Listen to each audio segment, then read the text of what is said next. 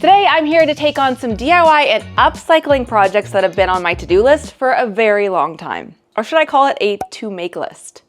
Everyone has one of those, right? As a personal, very big fan of interior design, sometimes when I'm looking through Pinterest or like flipping through the pages of Art Digest, a certain piece will just call to me and I get this feeling of like, I need you in my life somehow, you know? Now, most of these times, these pieces end up being rare vintage or very expensive designer, which makes them inaccessible to me.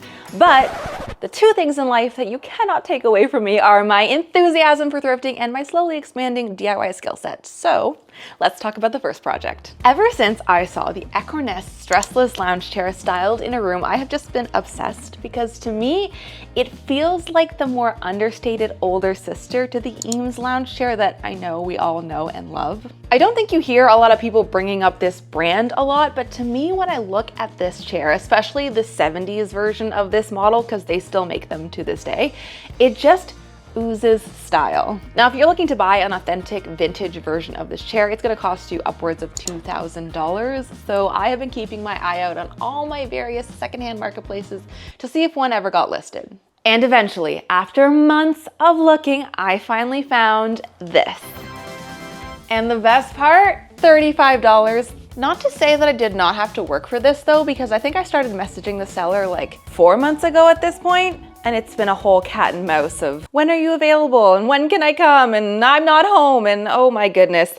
I put in the work because I knew that she was worth it. Now it is in much worse condition than I had originally thought. The leather is fading, we're missing a few buttons, there's a screw in the back that's not connected, and the most important thing is it doesn't come with the matching ottoman, which typically they are sold as a set. So I'm gonna do my very best to restore her back to her glory and maybe even if we get very lucky, find a matching ottoman. And the second project I wanna take on is making a statement pendant lamp because ever since I made this Saturn light right here, I've been having the itch to make another one-of-a-kind lamp. This time I'm thinking chrome, something space agey, and overall just looking very chic. Now, because we haven't done this in a while and I do love to give myself a good challenge, I'm thinking that I can do both of these projects in the style of, that cost how much? Those who know, and I appreciate you. If you don't know, now's a good time to subscribe so that you're in on the inside jokes down the road. So let's put my DIY skills to test and see if I can make something that can rival something designer. So I went on First Dibs and I found this lamp that is $8,000 and similar in vibe to the vision I have for mine. Now I know that I can make something for less than $8,000, but how good is it gonna look?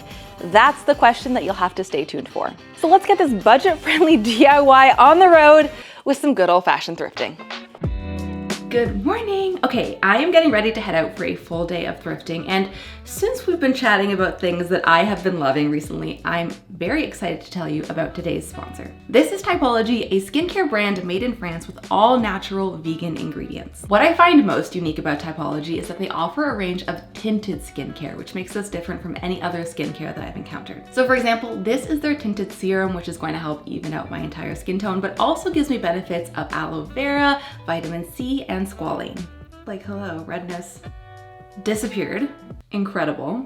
And this is their concealer that contains both caffeine and niacinamide, which helps to reduce the appearance of dark circles and puffiness, both instantly when you put it on and over time. This is their lip oil and it's in the color Black Cherry. This contains vitamin E, squalane, and jojoba oil, which if you're ever unsure what any of these active ingredients actually do, their website makes it so easy to understand what's in every single one of their products and the reasons behind it. This is honestly my favorite lip oil that I've ever tried because it's so hydrating and does not feel sticky at all. And if you want a pro tip from me to you can actually use this as blush as well because it is tinted.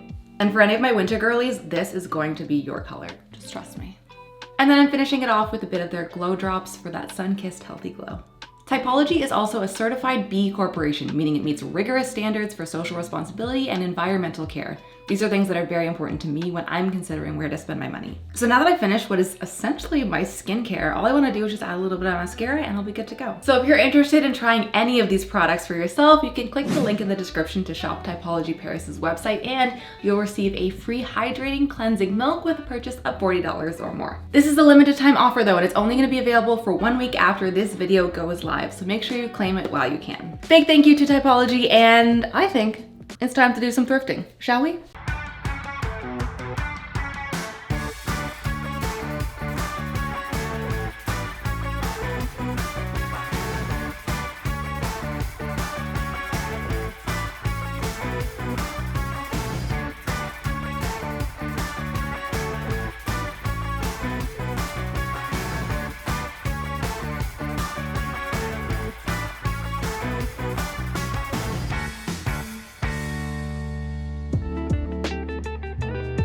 So yesterday I had a very successful day of thrifting. I think that I have everything that I need to make this light. So let me show you what I picked up. So I went to the thrift shops in person first to look for bowls, and I found a really good variety of options. Found some big ones, some small ones, but I didn't get any of the really big ones because they were all quite deep.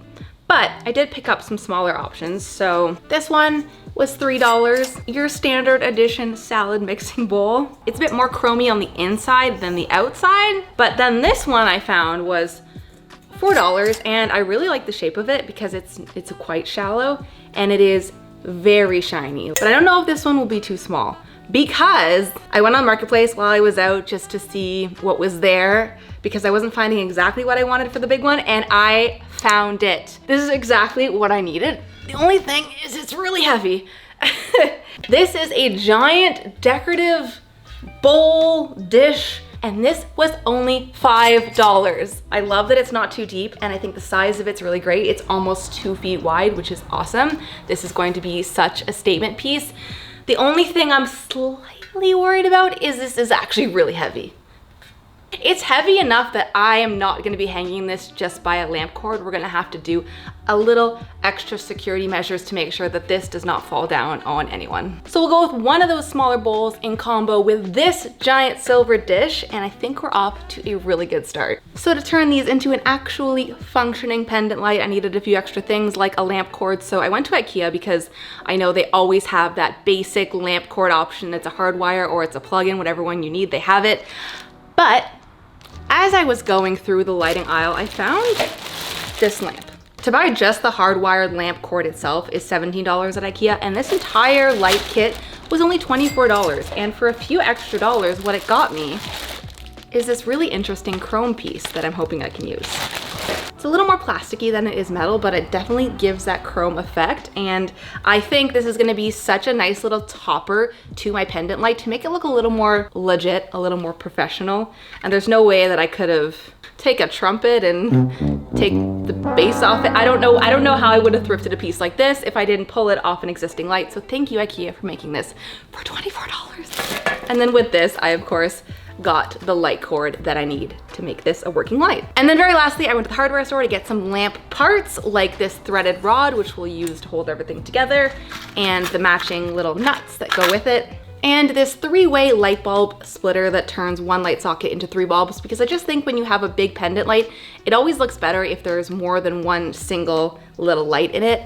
Let's make this thing bright, let's make it glow up, and let's make it beautiful. I think we now have all the necessary pieces to assemble something, so let's get started. Okay, I'm not actually sure that this is stainless steel, but I picked up stainless steel polish and cleaner, and I'm hoping we can make it just a little bit shinier and make it slightly more chrome leaning. Shake well. Good thing I read instructions. This is gonna be the top of the pendant light, and you're not really gonna see this area anyways, so I'm not too fussed.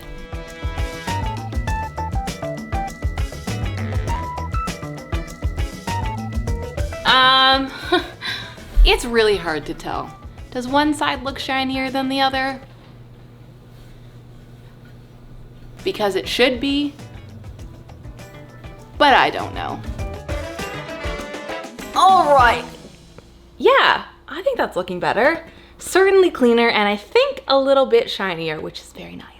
Let's talk a little bit about how I plan to assemble this whole thing, because I think it's useful that you guys know what the goal / the vision is as we carry on with these next few steps. So here is how I imagine the assembly of all of these items is gonna go.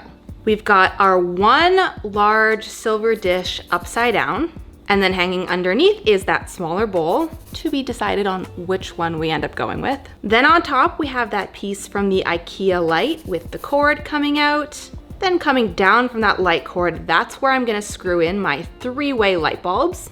And then running through this entire thing, kind of like a vegetable skewer, is gonna be that threaded rod. And we'll use little nuts in between each section to hold the pieces at their different staggering heights. Now, like I said before, if this thing was ultra lightweight, you could get away with just hanging it from the cord that you hook up into the ceiling, but because this is a bit heavy, I'm gonna do one extra step, and that is to take a wire and attach it to the top of that threaded rod and run it up to the ceiling and hook it around a hook that I'm hopefully gonna be able to get into a stud or something that's really secure, so that's taking the weight of the light and not the electrical cord itself. Safety above all, right? Right. Now you'll see, because we have two elements going through all of these pieces, the threaded rod and then the separate electrical wire, I'm gonna need to have two holes in my large bowl for both of these pieces to go. And because the light bulbs stop in the middle, we'll only need one hole in the bottom bowl for that threaded rod to exit through. Don't worry if you're not keeping up. I think all of this will be much simpler once you see it happen in action instead of me just trying to describe how it's gonna work.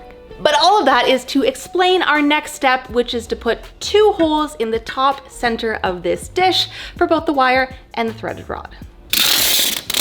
Finding the center of a rounded item can be a little tricky, so what I'm doing is taking some tape and just laying it across in sections that look centered to me. The more you do, the closer you'll get to a perfect center. And then I'm just using a fabric measuring tape to confirm that I am getting the center and marking that each time. And then I'm just taking the average of all of those points, and that's gonna get me pretty close to exact center. Now this hole in the middle is where the threaded rod needs to go, so I'm making sure to mark a hole that is big enough for that to fit through. And then I also need to mark out that second hole for the electrical wire. This one does not need to be perfectly centered, but just don't go too far out of the way that it's going to be noticeable. Remember, we want the weight to be hanging centered so it hangs straight. This electrical wire is a bit smaller, so I can get away with a slightly smaller hole here as well.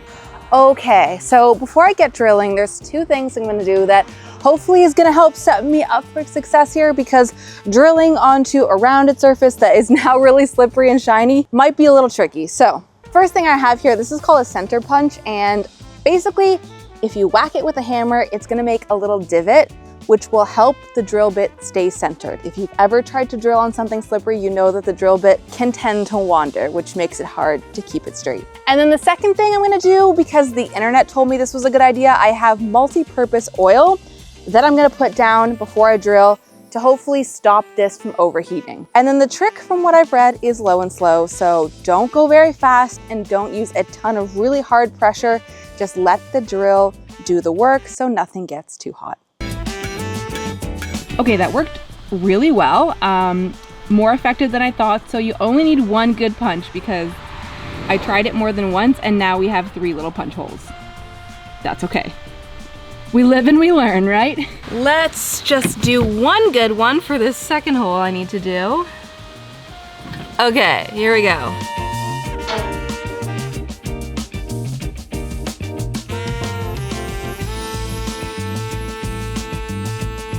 That wasn't too bad at all. It didn't take that long and really was fairly easy. Now I'll just repeat that process one more time for the second hole.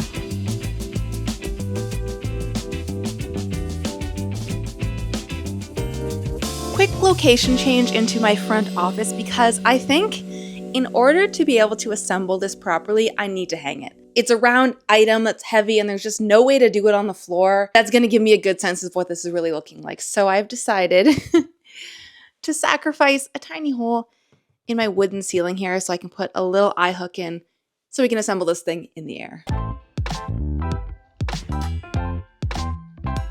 That feels very solid. So starting off with the long threaded rod, which I will need to cut down, but leaving it as is for now. I have this finial piece that I picked up in the lamp section of the hardware store. It goes on the top of a lamp, and what's nice about this one is that it has a ring built into it, which is gonna help us hang the whole thing. And the handy thing about the lamp parts is that they're all designed to work together, so this top finial piece is the same threading that this rod is. So I'm just adding this very tightly to the top. Now to hang this, temporarily, I just have these little like carabiner style clips. We'll do something a little more official when we go to actually install this light. This will just help me out for now. Okay, it's taking shape. And this is feeling very secure and solid, which is what we want to see, feel, hear. Okay, now we're ready to put the shade on, or the top part of the shade. And following that, I'm gonna be securing a nut onto that threaded rod to keep it tight in place. This is really like a feeling kind of thing, not so much a seeing kind of thing for me right now. We're up. and looking good. Looking like the most glamorous umbrella prop that I've ever seen. Now, we need to make the decision of what of our two bowl options is gonna make the bottom of this pendant light. Okay, that's option 1. And then this is option 2. Okay, my worry, even though I love how chromy this one is that it's just gonna get a little lost underneath here with the fact that it's a bit smaller. And this one really does kind of feel like it's the right scale to the top piece. Let me go drill a corresponding hole in the bottom of this one as well so we can get this threaded on. And you know what I'm actually gonna do is I'm going to trim this rod now because putting a nut all the way up that was one of the lesser fun things I've done. Okay, before I put that bottom piece in, let's get the light in so this is done and out of the way, because the idea is that this is gonna get sandwiched between the two parts. I forgot to put this in, but honestly, this is just a test moment to assemble it all. We can put this on after when we're actually ready to install it. It's gonna look so cute. All right, just remember, this is coming still. The secondary hole that we made for this purpose. Okay, now the only downside is that this is not gonna be able to hang directly in the middle because the rod is there, but I'm hoping that won't be an issue. Okay, It really is a bummer that that couldn't be more centered. This is the finessing part of the project where you have a good base going, but you need to tweak. Okay. Oh my God. Wait, okay.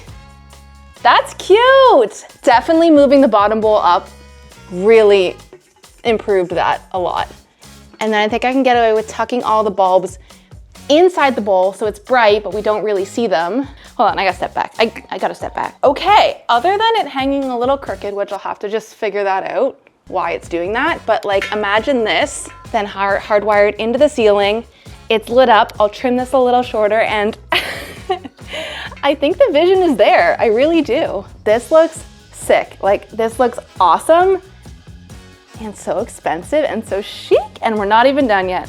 Okay, let me figure out some of these final details off camera, and we still have a whole other project to take on. Whew. Okay, so now we're on to tackling this chair. And it's hard to really know exactly what we're dealing with because it's really dusty and it's clearly just been sitting unloved for so long. So I think the first step should definitely be just giving it a proper wipe down, a proper clean. So I have here some very simple, gentle soap and water mix that I'm gonna give a very light spray down to with a cloth and see how she's looking after that. I actually feel like this leather seat might be able to detach, which would make it easier to see what's underneath here and really get it clean.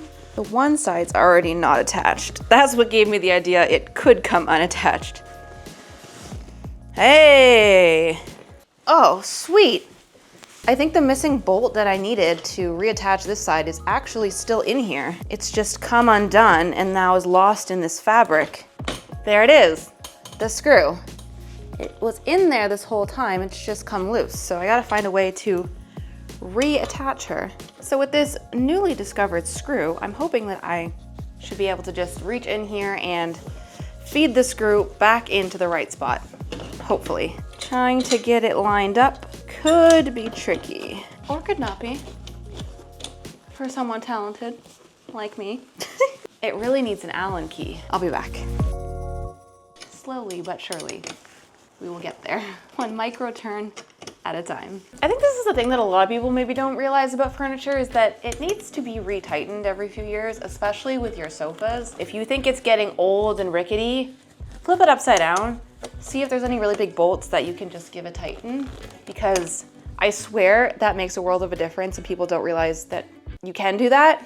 Okay. Oh my God, already this feels so much more secure. It was super loosey-goosey before, and now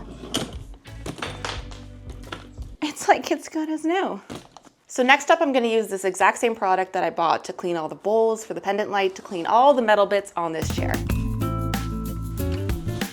Holy. Sorry, I don't know what that reaction was that came from within. We had mediocre results with the bowl, I'll give it that, but this is incredible on this chair. Perhaps this is the right type of steel to be using this with. You can see your reflection in that, that's so shiny.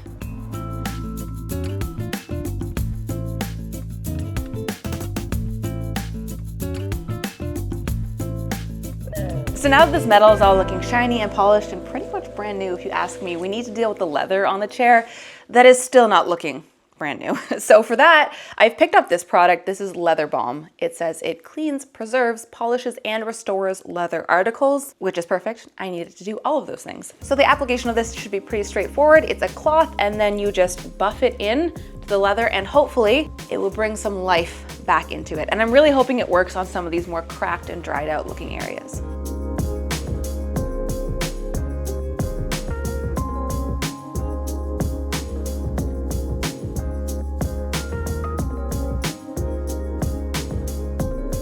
We have come so far in just these few short steps to making this look so much better. And I do think that I could stop here and be happy, but because I'm me and I just want to feel like I did everything that I could for this chair, I picked up some leather paint. This is dark brown acrylic leather paint. And what's good about leather paint is that once it dries, it's flexible, so it should not crack off. It should move with the chair and last a really long time. And there's no one major spot that I need to apply this, but there are a lot of faint lines that stayed white even after the conditioning balm. So I'm hoping if I can do some delicate painting in this, that's really gonna seal the deal to make this look amazing. That is an almost near perfect match. Guys, am I a furniture restorer? Is this a new hobby that I have unlocked? You know, one day it's a $35 chair from Marketplace, and the next day it's the Mona Lisa. What can I say? But I wonder if I take my cloth here and sort of wipe away. Ooh, okay, maybe that's the move. If I wipe it away before too much of it sticks to the outer leather and it just gets inside on that very tiny crack, it might be the winner. Winner, winner, chicken dinner. Like if you could win anything at some sort of presumed gambling place, a chicken dinner would not be it. There's gotta be better prizes.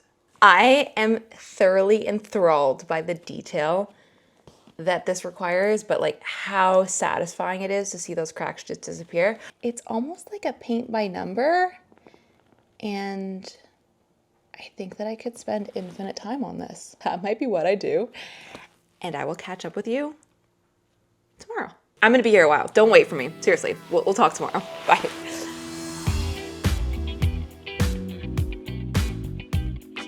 I have officially sorted out a location to hang this, and here we are.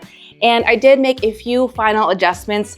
Mainly, I trimmed that threaded rod to be the exact right size now that I've decided how the layout should be. And I decided to size down on the light bulb splitter to one that only accommodates 2 light bulbs. Yes, it won't be as bright, but the other one was just taking up way too much space inside the bowl and it was feeling a little bulky, so I think this is the best choice. So now, to get her hung.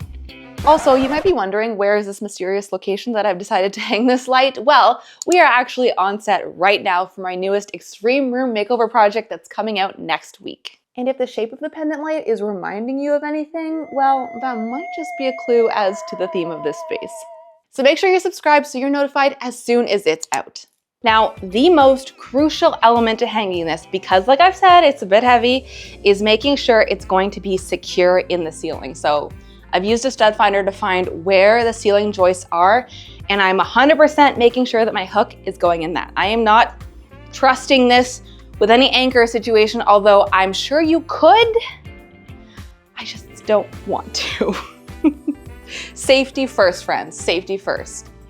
And then as a bit of an upgrade to the chain that I was using to temporarily hang this in my house because I feel like that was a bit clunky looking, I've purchased this. This is adjustable picture hanging wire, which is rated up to 50 pounds. And it has these hooks on either end and you can pull it to make it shorter or longer. And I just think this is gonna give a sleeker look. And this is the type of wire that a lot of heavy pendants come with anyways for you to hang them. Yeah! Could do some sort of like sound healing bowl work with this light. I'm gonna keep this wire a little bit longer and just roll it up out of the way in case in the future someone does wanna hang this lower. I'm not forgetting to put the IKEA chrome piece on this time, and this is also gonna act as a cover to hide the extra wire and any of the extra little chunky bits of the pendant.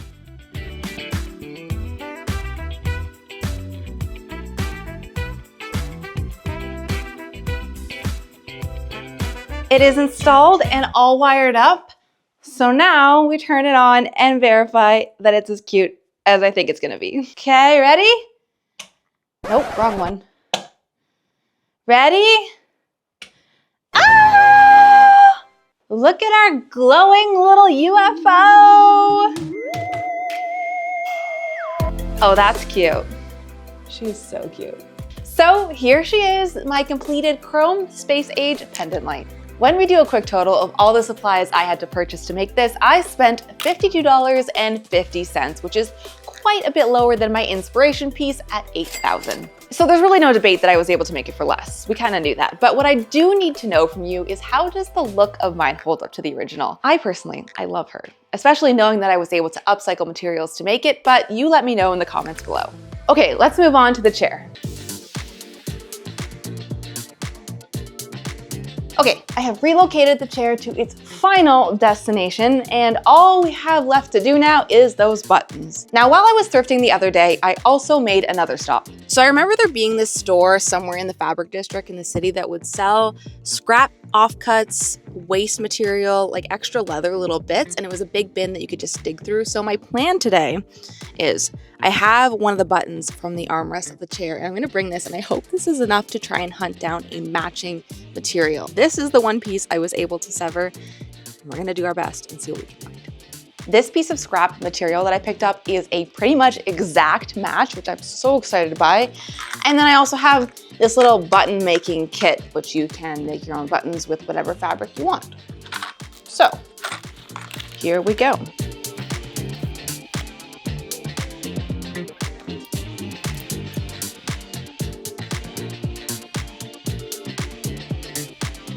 Oh my God, did I get lied to? Okay, I don't know if you can see, but there literally ain't no way that it's snapping together, because this leather material is just far too thick. It's taking up so much space in there. Even though I really trimmed it down, it's just not gonna happen. Okay, so that's not ideal. So after several attempts, this is the best I could do, and it was still not cute. So I did what I probably should have done from the very beginning and bought some pre-made ones online. Then, using an upholstery needle and some very thick thread, I just knotted the new buttons in place. Now, while I've been working away on these projects, in the background I have been periodically checking Marketplace. Do you want to see what I found? Ta-da! This adorable little mid-century stool slash footrest slash ottoman, depend how you want to refer to it, cost me $80, which may be on the higher end for what I would pay for this, but the color match is so spot on, you guys. It was meant to be. And although the shape isn't exactly like the original that comes with this set, the fact that the color is so right and the chrome legs look so good together, I am so willing to let that slide. A match made in heaven, if you ask me. So when we add up the price of my original thrifted chair, my thrifted footstool, and all the materials I had to buy to restore it, this lounge chair set only cost me $152, which, if you'll remember, my original dream chair set was almost $3,000. That is a savings of $2,670. How good is that? Which, speaking of savings, our 15-year anniversary Halloween party is literally happening next week, and I want to offer you guys a special discount if you haven't gotten your tickets yet. There will be performances by Canada's Drag Race finalist Helena Poison. DJ Shira will be bringing the energy all night, and there will be a costume contest with prizes for the top 3 costumes valued at over $4,000. Use the code TSG15years for 20% off the price of a ticket, and make sure to get that while you can, because there's literally only a few tickets left. I cannot wait to party and celebrate with you all. It's going to be such a fun time. But in the meantime, thank you guys for watching this video. I hope you enjoyed these projects. They were so special to me and so cool to make them actually happen. And I'm even more excited for you to see the space that they're going to live in coming out next week. See you then. Bye guys.